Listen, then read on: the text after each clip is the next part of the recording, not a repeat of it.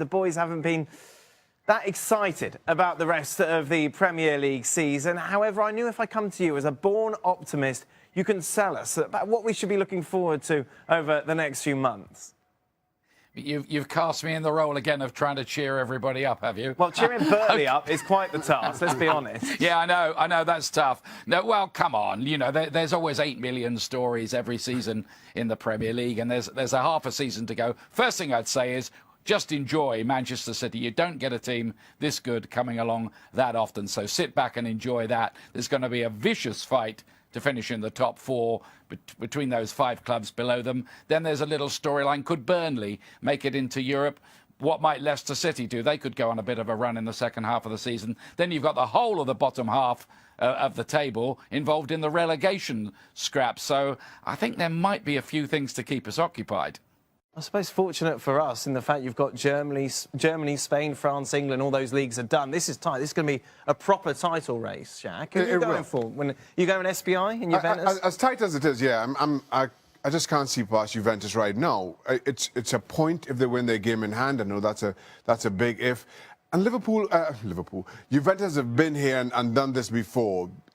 The juggernaut that is Juventus Football Club, I just feel will be too much for everybody else in Syria. I think Napoli can break this Juventus stronghold. I know there's not a lot of games, but the Champions League is still there for Juventus. They're going to have to navigate that. Surprisingly, Napoli don't. After they didn't get out of the group, Shakhtar and Man City get out of their group. So they don't have to worry about those midweek huge games in the Champions League. And that might just be the difference between them winning it and losing it. What do you think, Stevie? You've got to go with Juventus. I mean, you've got to go with a So does Craig not make a good point in the sense that, you know, Juve have got the Champions League as well as a distraction? But listen, Napoli's got the Europa League as well. So, you know, Juventus are absolute past masters at winning Serie A and doing well in Champions League. Napoli have got no history of doing that. So that's why you've got to go with But I Juventus. wonder if they'll just... I mean, we talked before about teams that have gone for the Europa League to try and gain Champions League entry. It might be the opposite for Napoli. If they sense they've got a chance to win the Scudetto, they might just shelve the Europa League and play a B team. I don't know. It might happen. It might not. It makes sense. Surely you want to win the league more than the Europa League, mate. I imagine so. Ian, what do you think? Well, what I think is Napoli play some wonderful football. I really enjoy going there, watching games. It's a soccer-crazy place. They haven't won the Scudetto since Diego Maradona was in the team in 1990. They are absolutely praying to win it. Yeah, I think the boys are right. Juventus, that Champions League, could be a distraction for them. The form says Juventus probably will get it done, but, you know, the heart says Napoli. Reports in England suggesting Manchester United have had a transfer bid turned down for the Argentinian international. This seems to fit United and what they're looking for, doesn't it? Oh, absolutely, 100%, and a very talented player. Was it not Dybala that was supposed to be the issue with Bonucci in the Champions League final? I think the only side of the coin is there's been a few issues it would seem around the club. Yes, so there's problems with his faocus going out. I know this is something that you never did in your playing day. Well, don't just look at me. There's another two sat here. They're worse. But you know, look, Juan Mata's been a great player in the Premier League with Chelsea and Manchester United. He's always done a job when asked. But I think Mourinho would prefer somebody else. And Mkhitaryan just hasn't cut the mustard for this particular manager. Not in a sense in terms of the way he played at Dortmund, and he clearly doesn't want him. So yeah, I think it would be an excellent signing for Manchester United. We would have sat here and said similar things, maybe not the same talent, Mkhitaryan, but of course was superb in the Bundesliga, yet Kane never really settled at Old Trafford. Would there be a concern this going to happen again? Well, it will be if you don't play Dybala in his position, which is off the front. You know, you buy Mkhitaryan after having an incredible season at Dortmund, playing off the front, and then you go and stick him wide. Yeah. And then you wonder why it doesn't work out. Dybala's a fantastic player. If you play him off the front, I think he would be magnificent. But I just don't see Mourinho doing that. But he has played. Even if he went bottom, he has played. Do you really think he's going to play him off the front? He has played Mkhitaryan off the front quite a few times. But he never I don't think he feels he got enough time. He never gave him time to settle into it and pretty much quickly give him one of them. So, great player, Dybala. Got to play him in the right balance spot. for Juventus, I suppose, is that we know how good Paulo Dybala is, but his price is going to depreciate the more he's sat on the bench. Yeah. if you know there isn't a future for him at Juventus, there's got to be a time when you think, right, yeah, you know, it's time to cash in. At some point, I'm sure Juventus will decide to sell Paulo Dybala. I'm just not sure that is this January. The fans wouldn't like it either, though, would they? Well, even aside from whether the fans approve of it or not, as we just mentioned, Juventus are trailing in a title race, still have Champions League to come. Selling in January for Juventus, selling a player of Dybala's talents, makes absolutely no sense from a Juventus perspective. Now, from a Manchester United point of view, it's great to have somebody of his quality coming in. It's great. I think Dybala adds to any squad almost in European football. Sure. So it makes sense for them. The question is, does Jose Mourinho play him in his preferred position? He spent a lot of money on Paul Pogba, and we can argue all day long as to whether he's playing in the best position for him. But regardless of position, regardless of who's in form or not, Dybala would grace that Manchester United squad. But I just don't see how or why Juventus let him go, not right now. Ian, we've talked about Manchester United a lot on the show, especially the comments from Jose Mourinho about Manchester City spending a lot more money. He wants more money spent at United. What's the feeling amongst the fans that you talk to regarding, say, a push for a Paulo Dybala? Is there pressure on Ed Woodward to really break the bank in January to try and appease the fans, and I suppose, in particular, Mourinho as well? Yeah, I think so. And of course, the way Manchester City are going is adding a poignancy to that within the city. So they do want to try to bridge the gap somehow. Dybala, he's obviously a stylish player. There's something of the Roberto Baggio about him, I think. He's a lovely player. For some reason or another, he's lost his way a little bit at Juventus. He's out of the team for big games. What I'm hearing is the Manchester United offer, you're never sure about these things. The story goes that it's about 60, 70 million pounds, and that Juventus would want probably double that to make this happen. And I think the boys are right. It's Champions League. They've got to think about that. So I think if it does happen, you're talking about next summer. I've got Shaka Hislop here with me, and he is ready to tackle some of these rumors in Transfer Rata, Shaka, because we are nearing January. Exciting times. Riyad Mahrez to Manchester United. Would this be a good move? I think it would. I thought he was going to go to West Ham, personally. But Manchester United, a good second option for Riyad Mahrez, who has rediscovered his form a couple of seasons ago. Looks a fantastic player. Maybe the creative spark that Manchester United need. Daniel Sturridge, there's always some rumors surrounding this man. To Southampton from Liverpool, would that be a hit or a miss, Shaka? Taking West Ham out of the equation. Taking West Ham out of the equation. I still think Daniel Sturridge is a wonderful striker. The issue is his injuries and how many minutes you can get out of him. The other issue is Southampton can't find the back of the net with too much frequency. So maybe he's a good option for them. Saying that, I think there are a number of other clubs who would also be interested in Daniel Sturridge's signature. I'm going to put this down as a miss because I think there'll be more than just Southampton interested in Sturridge, and he may opt to go elsewhere, taking West Ham out of the picture. Speaking of taking West Ham out of the picture, since we are for all of these, Paulo Dybala, I know that he's somebody that you would love to have at West Ham, but that's not going to happen. No. He's been linked with Man United. Juventus have turned down a bid for him, but you would expect the Red Devils to come back. So would this be a good move for both the player and clubs? Let me see. Dybala would be a good fit anywhere he goes. If Manchester United pull this off, it would be an amazing coup for them. I think he graces United. He greases just about any club. It would be a hit if it happens. I'm not so certain that it does. Speaking of Manchester United, former Man United man, Johnny Evans now at West Brom. Could he go to the other side of Manchester? Yeah, well, we saw this crop up a month or two ago, and then all of a sudden, after the Van Dijk announcement going to Liverpool, because City had been linked with Van Dijk as well, this has come back in, of course, on the back of Vincent Kompany, again limping off just minutes into the game on the weekend. I'm going to put this down as a hit. Ooh. Not that I would have thought that Johnny Evans would be a Manchester City player, but given what Pep Guardiola has been able to get out of a couple of stalling players, a couple of stalling centre-backs, who thought we'd be talking about Man City with the likes of Otamendi and Mangala running away with the league? I didn't think you could do it with those two centre-backs, but Pep Guardiola proved everybody wrong, myself included. Maybe he does so again with Johnny Evans. Danny Ings now, he's someone you said you don't want at West Ham, so would he be a good fit at your other former club, Newcastle? I wouldn't have him because we were about to sign Paulo Dybala, Dybala, that's why. right. Newcastle's big problem this season is scoring goals.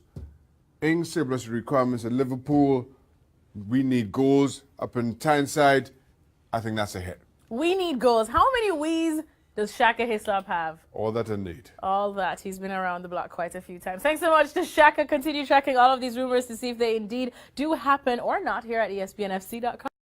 The festive season is coming to an end, but not before we squeeze in some more Premier League predictor with Shaka Hislop as my challenger today. Shaka, Bournemouth, Everton. Before, I think I've won every single one of these predictors Shaka, for 2017. Bournemouth, Everton. So just to finish off the year, the streak continue. I'm going for a draw here, Everton, a couple of draws in their last two, haven't found the back of the net in their last two.